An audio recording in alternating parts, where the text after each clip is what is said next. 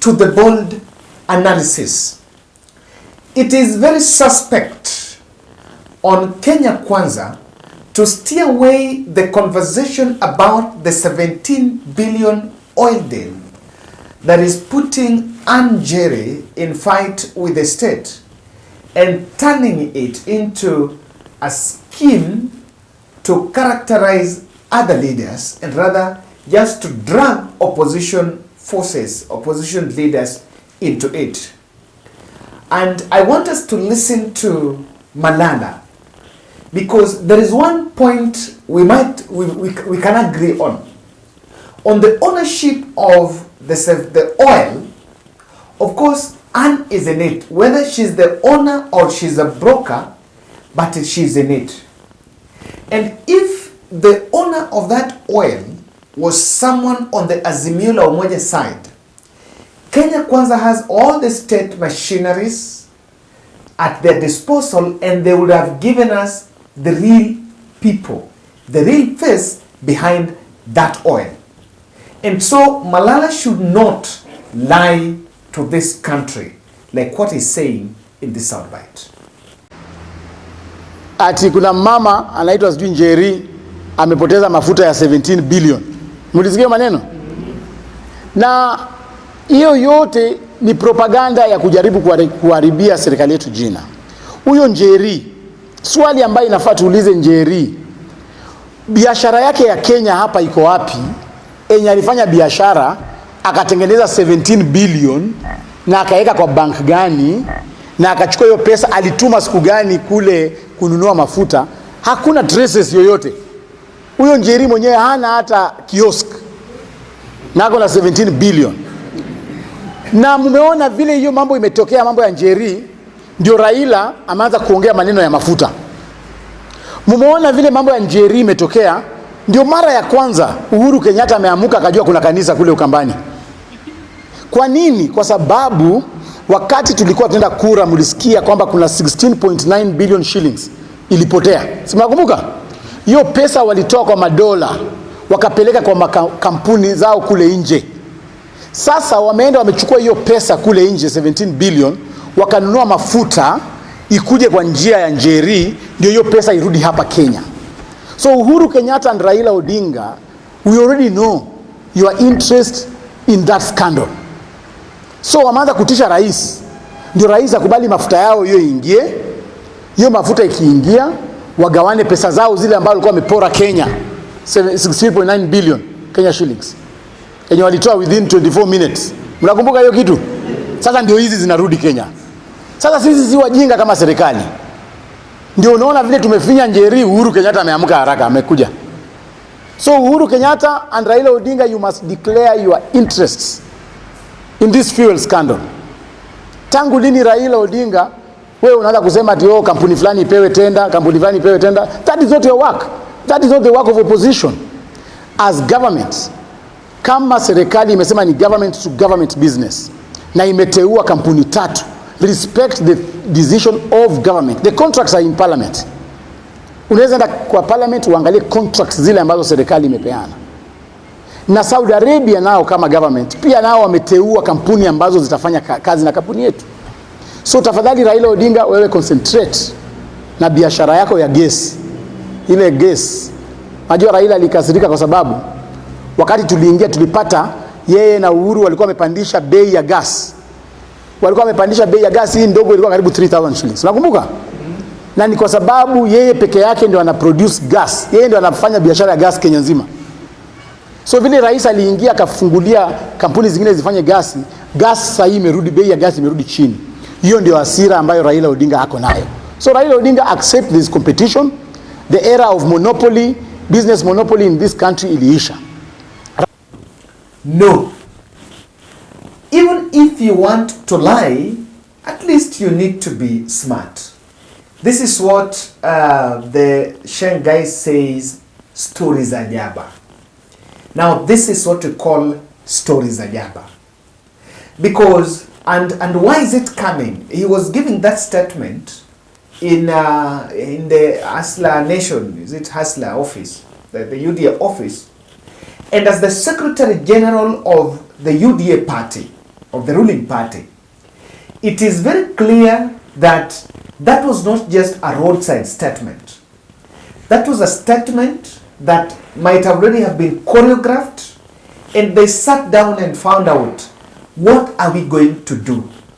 At this point, I need to remind Kenya Kwanza something I've been saying. It is cool to run political campaigns on propaganda, but it is not cool. It is not civil, you know, it's a bit uncivilized. The leadership is a bit uncivilized, even to run government through propaganda. No. Why do you need to run government through propaganda? Because if it is the burden of proof, if the government wants to prove that it is not, no big names in government are involved in it, they can prove. And the best way to prove is, if they know someone else who is working behind Anne, then they can show the card to that person. The Njeri's account is very clear. According to her, she imported that oil. She paid. Allegedly, she didn't know a license of importation was needed. And looking at the CF document, you can pay that side. And the consignment arrived here. Now, it could not be discharged. And during that moment, she met a lady from KPA.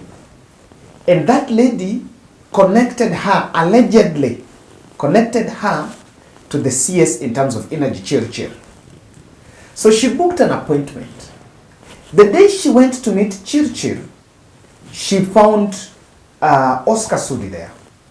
And allegedly, according to what Anjogu told the Citizen team, is that Oscar Sudi was sent there by the big man, William Ruto, so that he will report back to William Ruto. I don't even know why. And according to me, my own understanding, I don't seem even to think that was sent by Ruto, because that deal they could still, Chirchir could still report to Ruto. That was just something. And according to him, according to her, she met Sudi there and they made that presentation. And at that point, of course, that meeting went for long, even though Chirchir denied that they had met for long. Now, at that point, she was told that that oil doesn't belong to you, it belongs to Galana. And then she was told to go and write a statement at the DCI. Now, when she went to the DCI, she went missing. By the time she went missing, the oil consignment was discharged. And this has even been proved by Murkomen while he was talking in a radio interview in Lamu. Kwanza kabisa hakuna court order ambayo itatuzuia kusema chochote, kwa sababu ilifaa kuwa court order iliondolewa na kotini. Kwa sababu ilionekana ya kwamba hakukuwa na msingi yoyote katika ile kusema ati bandari wasitoe mafuta. Of course tumeambiwa kwamba yule mama amerudi tena kotini kujaribu kung'ang'ania haki yake kusema mafuta ni yake. Lakini jameni, unajua hata kama hujaenda shule ya kusomea mambo ya uwakili, ni wazi kwamba kuna mambo mengine unayaona tu kwa macho. Hata tabia ya mtu mwenyewe tu vile anajibeba, kusema kwamba wewe meli yote ilikuwa yako, ati wewe sasa ulijiandikisha agreement na serikali ya nchi nyingine. Na hiyo ni vitu iko wazi. Hakuna mtu binafsi kama mimi utaweza kuandikisha tunasema nini, makubaliano ya mkataba kati yako na nchi nyingine na isijulikane. Hiyo ni kitu inakuwa wazi kwamba hiyo bill of lading na hiyo documents yote ingekuwa aswa wewe ndio umekubaliwa na serikali kufanya namna hiyo, kwa sababu ilikuwa ni government to government process ya mafuta. Lakini kwa sababu ndugu zangu ambao wako katika ile wizara ya kawi wataweza na mafuta wataweza kujibu maswali haya, sisi kama poti tunasema tu ya kwamba hatuna documents yoyote, kama vile poti ya Mombasa wamesema tayari. So mafuta mlipakua? kitambo kabla hata ya hii mambo yote, mafuta ilikuwa imepakuliwa, imeenda, imesafirishwa kufika penye ilikuwa inaenda, kwa sababu makaratasi zote zenye inahusiana na documents ilikuwa imeisha. By the time huyu mtu anakuja kusema mafuta ni yangu, hakuna mafuta. Tunajiuliza mafuta gani? Kwa sababu mwenye makaratasi alikuja na karatasi zake, na mwenye ameletewa mzigo na meli ameletewa, ya wale walikuwa wanapeleka kwa nchi zingine wakapeleka nchi zingine, yale yalifaa kuwa katika taifa letu yakafika kwa taifa letu. So bandari ya Mombasa nia yake ilikuwa tu ni kwamba kazi yetu ilikuwa ni kuhakikisha kwamba tunaangalia karatasi za ubebaji wa mzigo, tunaangalia mwenye amebeba mzigo, nani amelete karatasi zinazofaa, na tunaachilia mzigo ya wenyewe.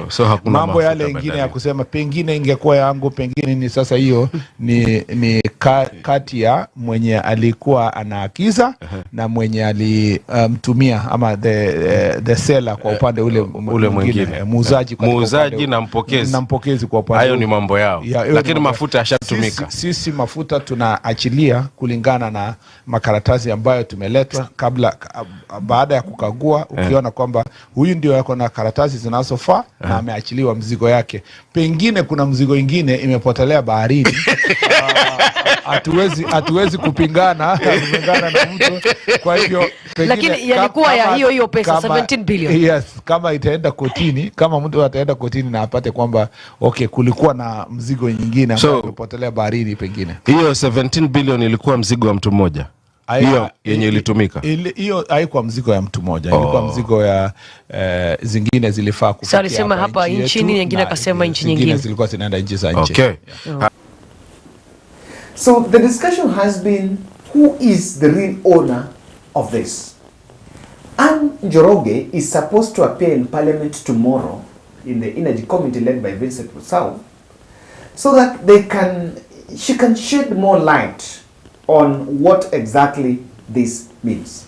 Now, these people think linking Uhuru to this story is going to make is going to give them a lot of impetus to run this propaganda. But this is far-fetched. This discussion is going on, and I think I have listened to the soundbite of Malala, and something I see is this.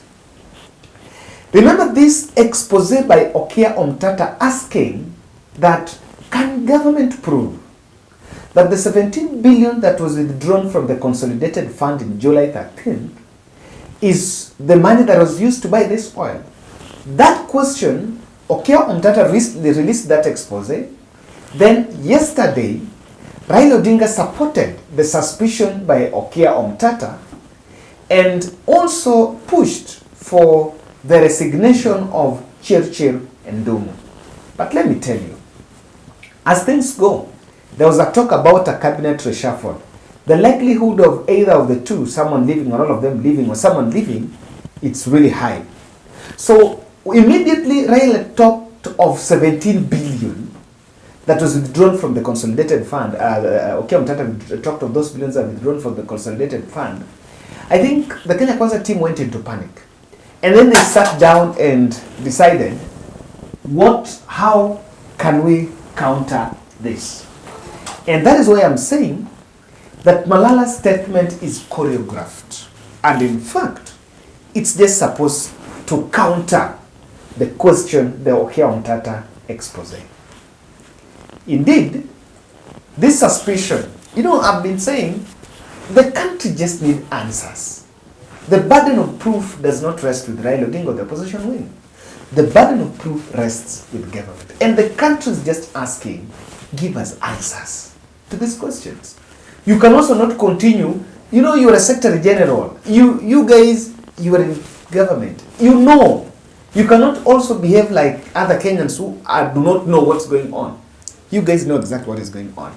But in this podcast, I want to explain why the Kenya Kwanza has twisted this and resorted to characterization strategy. The characterization strategy is very suspect. It's something very intentional.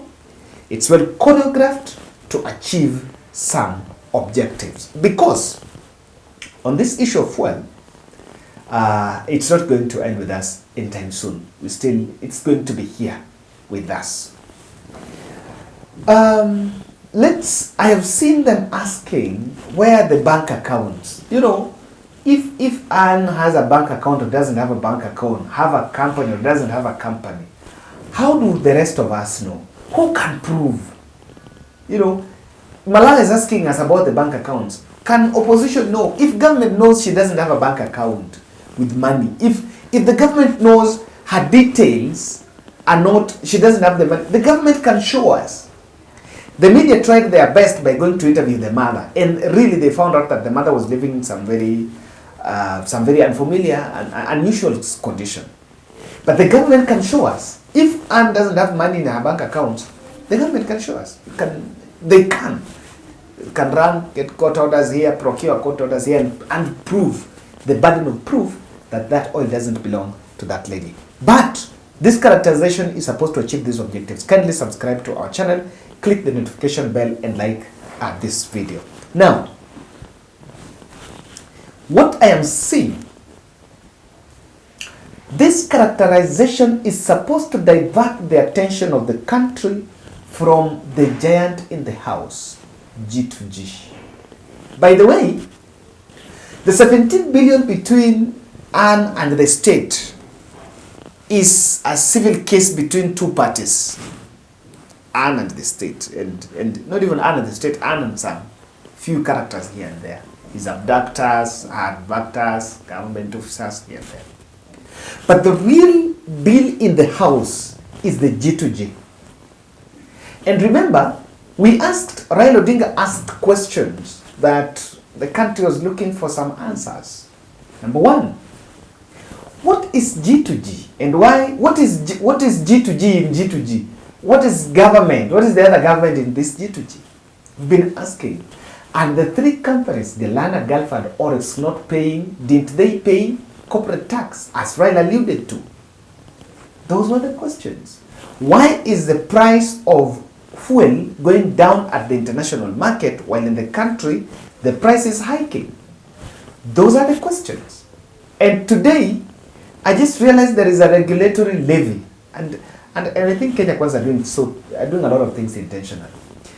You see that EPRA is normally bailed. There is a levy they take from oil, and is it 0.5%? Now that levy has been increased to 1%, and that is why you will see there was a news story running that the price of fuel might not even go down, might even hike.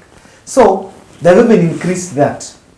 So honestly, the real issue, the real challenge we have in this country, our problem is not oil. We don't even, it doesn't touch us, because if it is not government money, it only touches the sovereign if it is government money that was used.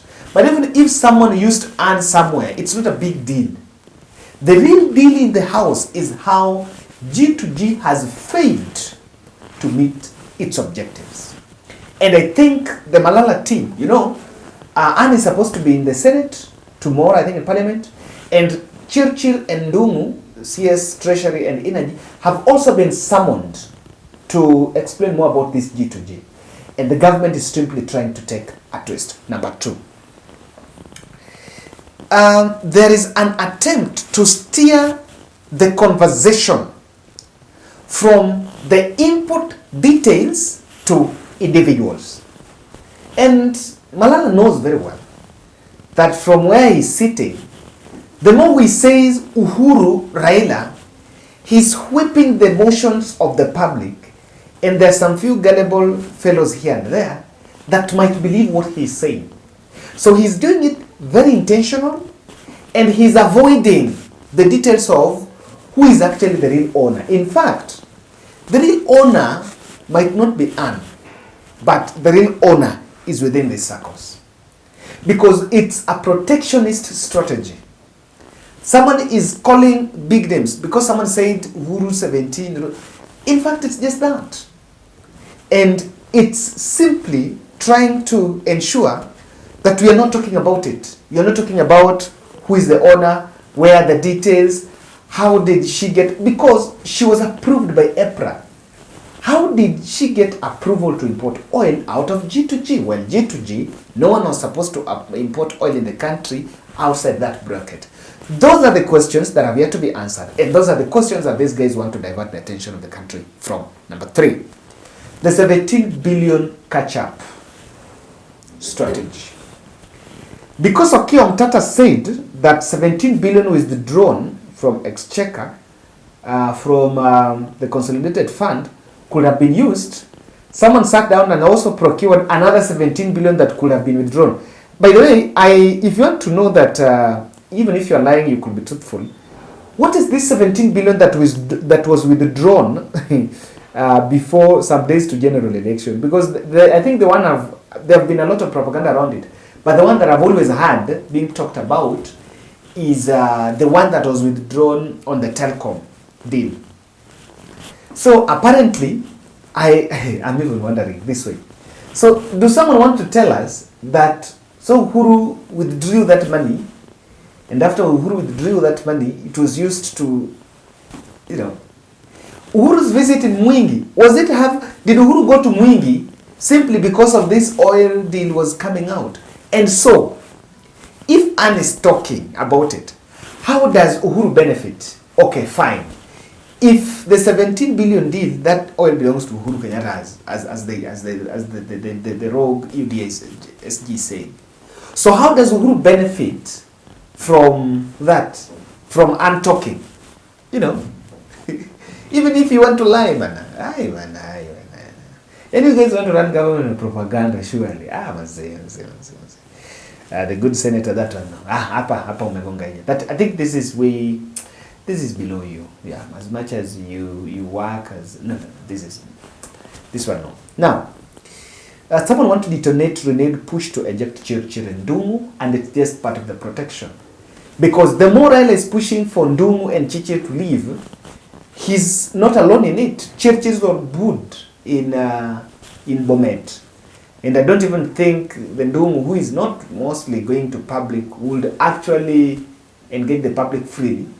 So we need to be very truthful on some of these discussions as we wait for it. I know that someone wants to create a lot of twist around it. But even if that is the intention, I think we must be very objective. If we mean well for this country, if that oil belongs to Uhuru Kenyatta, as Malala is saying, then the best honorable thing is to show us the proof. Azimio cannot show you the proof. They don't have the machinery. You guys have the resources and everything. Show us the proof that that oil belongs to Uhuru Kenyatta. Just show the country, so that we will actually speak from the same side of the mouth. Thank you guys. Let's meet in the next. Walisema na hata yeye jana likariri ati hii ni serikali na serikali. Yani G ni government to government. Lakini ile makaratasi ambayo nasema ziko hata mbele ya bunge ni karatasi ambayo zimewekwa sahihi na bwana Chirchir kwa pande hii. Lakini ngambo ile hakuna waziri upande ile ambaye ameweka sahihi. Hiyo sio G2G. G2G must be government to government. Tumesema yeye ameweka sahihi na makampuni pale. Tumesema kama ingekuwa sawa, tuko na kampuni vile vile hapa Kenya ya serikali inaitwa National Oil Corporation ambayo ilingeweka sahihi na hiyo kampuni ya Saudi Arabia na hizo kampuni nyingine ya Emirates. Sio waziri wa serikali ya Kenya. Kwanza hiyo yanasema ni ukweli, yale ambayo nasema hiyo ni uongo, sio kweli. Hiyo ni uongo, sio kweli. Kwa nini umewacha kampuni ya serikali hapa? Alafu anakwenda kuchukua makampuni zingine ya binafsi kama Oryx, kama Galana, kama Gulf. Kitu gani, shida gani yuko na kampuni yetu ya NOC hapa? NOC imepata kimi siku gani? Ili weka sahihi. Ndio kwa sababu hawa jamaa wenyewe walienda ngambo ile na wanapata rushwa kupitia hiyo makampuni ambayo wameweka hapa. Tena waniambia mimi ati makampuni ya mafuta amenijibu. Katika taifa letu hapa makampuni makubwa ya mafuta ni Vivo, ni Shell, ni Total. Hawa hawajanijibu. Wao wenyewe wanaumia. Uliza hao, mimi nafanya biashara na makampuni mafuta. Wanaumia wote. Wana shida. Kwa sababu hao makampuni mengine yamewekwa hapo katikati ndio wamefanya biashara na hawa makatels. Bwana Chirchir, na mimi nataka kutoa shukrani kwa watu wa Bomet kumonyesha ya adabu. Manake hajui adabu vile wa Kenya wana shida. Vijana wana shida zaidi na hao watu wote. Hata Bwana Ruto wanampatia ile tu heshima, lakini hawakukubali yale alikuwa anasema. Anachukua nasema uongo.